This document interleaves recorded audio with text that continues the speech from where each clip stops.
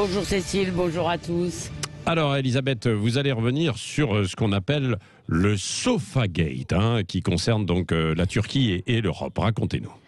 Oui, alors mon biais cognitif, je vois ce que je crois, a encore frappé peut-être le vôtre aussi, parce que l'image de Recep Tayyip Erdogan et de Charles Michel campés sur leur fauteuil pendant qu'Ursula von der Leyen ne savait pas où se mettre, au sens propre, avant d'être finalement reléguée sur un canapé, eh bien cette image m'a fait bouillir de rage et confirmé deux de mes convictions.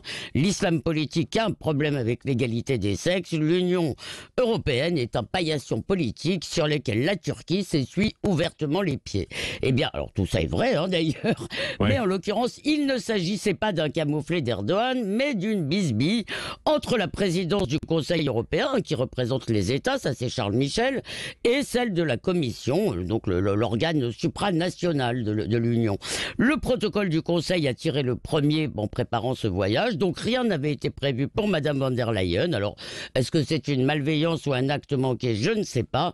Ce qui choque, c'est que Charles Michel ait manqué à la galanterie minimale, qu'il n'ait pas invité Ursula von der Leyen à prendre sa place et qu'elle-même ne soit pas partie avec fracas. Il faut admettre que ça ridiculise un peu nos leçons de maintien sur l'égalité des sexes. Oui, on a vu, elle a eu une petite moue, évidemment, devant quand les deux hommes se sont assis. Elle-même, elle a été un peu interloquée et il faut rappeler la scène où tous les deux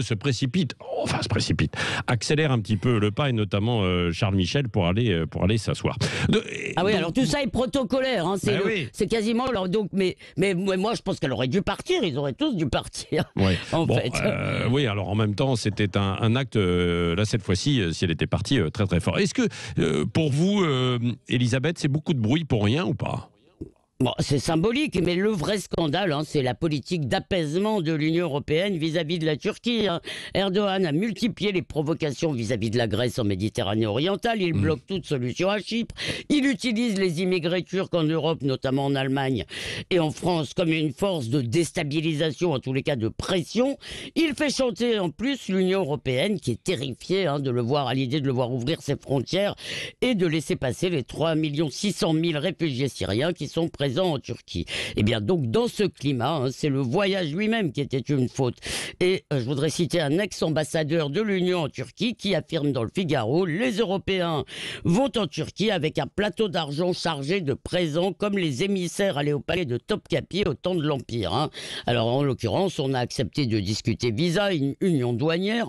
En prime, Erdogan se fiche ouvertement de nos pudeurs droits de l'homiste. Il a quitté la Convention d'Istanbul sur les violences faites aux femmes et 2 jours avant ou 3 jours avant l'arrivée des Européens, il fait arrêter 10 ex-amiraux et un député kurde. Alors certes, la condition des femmes en Turquie est évidemment problématique, mais ce que montre ce Sofagate, ce n'est pas qu'Erdogan ne respecte pas les femmes, c'est qu'il ne respecte pas l'Europe. Et franchement, quand l'Europe ne se respecte pas elle-même, là-dessus, on ne peut pas complètement lui donner tort. Voilà, votre regard libre comme chaque matin, Elisabeth Lévy à 8h15.